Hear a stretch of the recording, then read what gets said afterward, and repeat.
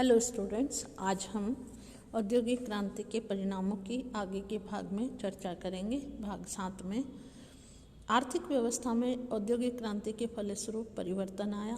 तो लगभग सभी देशों की आर्थिक व्यवस्था में आमूलचूल परिवर्तन हुआ। इस क्रांति से पूर्व मध्य युग में व्यापार और वाणिज्य के क्षेत्र में प्रायः सभी देशों में श्रेणी पद्धति का प्रचलन था, किंतु उद्योगों के क्षेत्र में विज्ञान के नवीनतम आविष्कार होने, यांत्रिक विकास, भाप शक्ति का आविष्कार तथा उद्योगों में उसका प्रयोग होने तथा यातायात के द्रुतगामी साधनों का विकास होने के कारण श्रेणी पद्धति अहितकर ही प्रतीत होने लगी।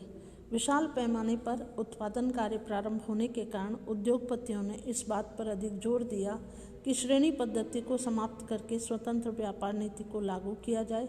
नई संपत्ति प्राप्त करने वाले इन पूंजीपतियों के प्रभाव में आकर सरकार ने व्यापार और उद्योगों के प्रति स्वतंत्र नीति अथवा हस्तक्षेप न करने की नीति को घोषित किया था।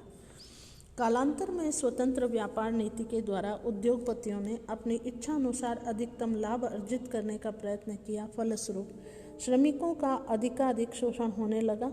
महान अर्थशास्त्री स्मिथ ने भी अपनी पुस्तक वेल्थ ऑफ नेशंस में स्वतंत्र व्यापार नीति का समर्थन किया था, किंतु यह प्रणाली श्रमिकों के हितों के अनुकूल नहीं थी। इसलिए कालांतर में श्रमिक नेताओं ने सरकार से उद्योगों पर नियंत्रण लगाने और नई आर्थिक नीति की घोषणा करने की मांग की। इस प्रकार आर्थिक प्रणाली तथा आर्थिक नीति के क्षेत्र में तेजी के साथ परिवर्तन होने लगे। अर्थशास्त्रियों और अर्थ विशेषज्ञों ने भी विभिन्न देशों की आर्थिक पद्धति और अर्थव्यवस्था के सिद्धांतों पर विचार करके नवीन आर्थिक सिद्धांतों की स्थापना की। यह सब औद्योगिक क्रांति का ही परिणाम था। हम आगे बात करें श्रम समस्याओं के उदय की, तो मजदूरों के जीवन स्तर पर विचार करने के लिए औद्योगिक क्रांति के सर्वाधिक महत्वपूर्ण पहलू की व्याख्या को समझना आवश्यक है। एक तरफ इस क्रांति ने उत्पादन में अपार वृद्धि की थी। यातायात और संचार वाहन के नवीन साधनों के आविष्कार ने विश्व के विभिन्न देशों की परस्पर दूरी को कम कर दिया। सभी देशों की राष्ट्रीय संपत्ति में वृद्धि करके आर्थिक संपन्नता के युग का सूत्रपात किया था, किंतु दूसरी तरफ इस क्रांति ने श्रमिकों के लिए अनेक जटिल समस्याएं उत्पन्न की थी, जिनके कारण उनके सामाजिक और आर्थिक स्तर का ह्रास हुआ। औद्योगिक क्रांति से पूर्व लोग अपने घरों पर रहकर वस्तुओं का उत्पादन करते थे। वे पूर्णतः स्वतंत्र थे, किंतु क्रांति ने कारखाना पद्धति को जन्म दिया, जिसके फलस्वरूप कुटीर उद्योग धंधों का विनाश हो गया और वे बेकार श्रमिक आजीविका की तलाश में अपने परिवारों को साथ लेकर घरों से निकल पड़े।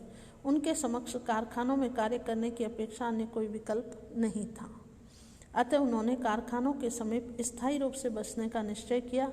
उन्हें यह समझने में देर नहीं लगी कि वे स्वतंत्र मजदूर या स्वतंत्र दस्तकार नहीं थे, बल्कि कारखानों के मालिकों की दया पर जीवित रहने वाले पुतले मात्र थे। कारखानेदारों ने आजीविका के समस्त साधन उपलब्ध कराकर साधनों पर अपना अधिकार कर लिया तथा श्रमिकों के समक्ष दो विकल्प प्रस्तुत किए। या तो वे अपने मालिकों द्वारा निर्धारित सेवा शर्तों के अनुसार कार्य करें अथवा बेकार रहकर अपनी और अपने परिवार की अकाल मृत्यु का कारण बने। यह सबसे अधिक गंभीर और महत्वपूर्ण समस्या आवास से संबंधित हुई और यह अधिकांश कारखाने शक्ति और खनिज स्रोतों के निकट स्थापित हो गए। इन कारखानों में कार्य करने के लिए दूर स्थानों से आए हुए श्रमिकों ने कारखानों के निकट ही अपनी बस्तियां बना ली। इन औद्योगिक बस्तियों की स्थिति अत्यंत दयनीय थी। आवासीय और स्वास्थ्य नियमों की दृष्टि से इन बस्तियों को नरक कहा जा सकता था। इनका विस्तार किसी सुनिश्चित आदर्श योजना के बिना मनमाने ढंग से निरंतर होता जा रहा था। इस प्रकार स्पष्ट है कि औद्योगिक क्रांति के परिणाम श्रमिक जगत के लिए दुखद और निराशापूर्ण हुए। इस क्रांति ने श्रमिकों के समक्ष अनेक ऐसी समस्याएं उत्पन्न कर दी थी जिनका समाधान तत्काल संभव नहीं हो सका। अपनी समस्याओं के विरुद्ध कालांतर में श्रमिकों को संघर्ष करना पड़ा। हम बात करें समाजवाद के उदय की, तो उद्योगों के मशीनीकरण तथा पूंजीवादी भावना के विकास के फलस्वरूप विभिन्न देशों में मध्यम वर्ग शनै शनै शक्तिशाली होता गया तथा राजनीतिक क्षेत्र में भी इस वर्ग का प्रभाव स्थापित हो गया। दूसरी तरफ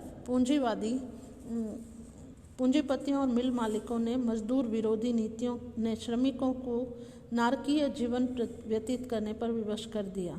उनकी आर्थिक और सामाजिक स्थिति निरंतर बिगड़ती गई।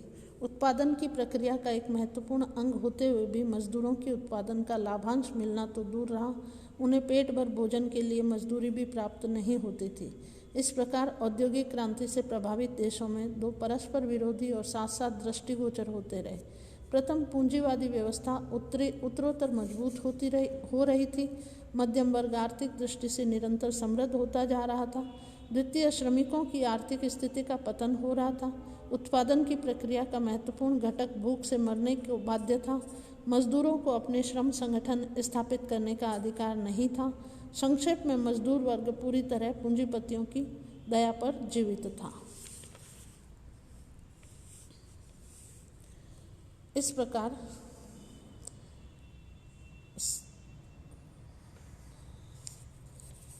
19वीं शताब्दी में श्रमिकों की शक्तिशाली अभियान था। इतिहासकार एंसर की मान्यता है कि इंग्लैंड में 19वीं शताब्दी में होने वाले संसदीय सुधार औद्योगिक क्रांति के परिणाम स्वरूप ही संभव हुए थे। धन्यवाद। औद्योगिक क्रांति के टॉपिक में इतना ही।